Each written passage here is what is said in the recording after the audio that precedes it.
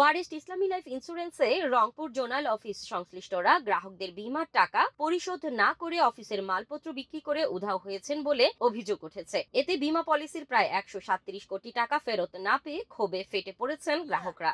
এখন কর্মীরা সব অফিসাররা টাকাটুকে ভাগ বুতা করে নিয়ে খায়া আমরা পলাইবি কেন? আমাদের গরিব মানুষের টাকা পয়সা দেবে না তারা 6তলা 7তলা বাড়ি করতেছে। যদি যা কর্মীকে কয় টাকা আমি কি করব?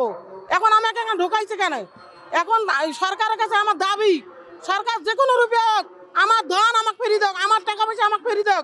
এক্সট্রিম মশার কয়েল প্ল্যান্ট ফাইবার দিয়ে তৈরি, ডেঙ্গু চিকুনগুনিয়া বাহি সহ যে কোনো মশার বিরুদ্ধে দেয় এক্সট্রিম সুরক্ষা। ইন্স্যুরেন্স কোম্পানি আমাদের সাধারণ মুসলমানদের কাছে এই ইসলাম ধর্মের নামে এরা মানুষের ব্রেন ওয়াশ করে যেভাবে করিয়া এই কোম্পানিটা এরা ভাসিয়ে তুলছে। এর প্রতিবাদে 29 অক্টোবর বুধবার রংপুর প্রেস ক্লাবের সামনে শতাধিক ক্ষতিগ্রস্ত গ্রাহক মানববন্ধন কর্মসূচি পালন করে। মানববন্ধনে অংশ নেয়া রাজিয়া আক্তার সুলতানা জানান, 11 বছর গার্মেন্টসে চাকুরি করে মেয়ের বিয়ের জন্য 2,75,000 টাকা জমিয়েছিলেন তিনি, কিন্তু মেয়াদ শেষ হলেও সেই টাকা ফেরত পাননি। আমি 11 বছর ধরে এখানে টাকা রাখতেছি।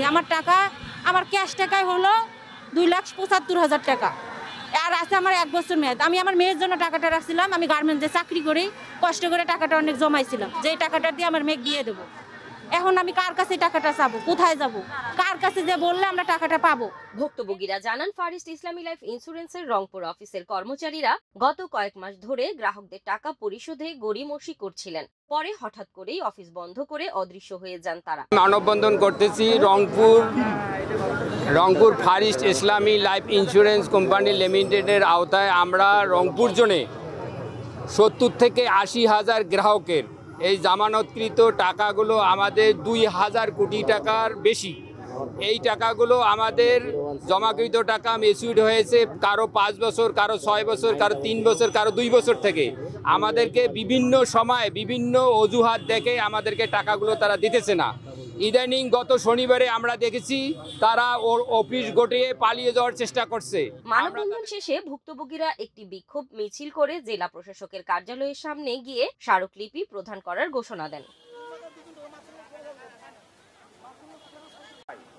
আমরা গ্রামের অবহেলিত মানুষ, আমাদের গুটি গুটি পায় আর দুর্বল হতে দেব না। এই বাংলাদেশে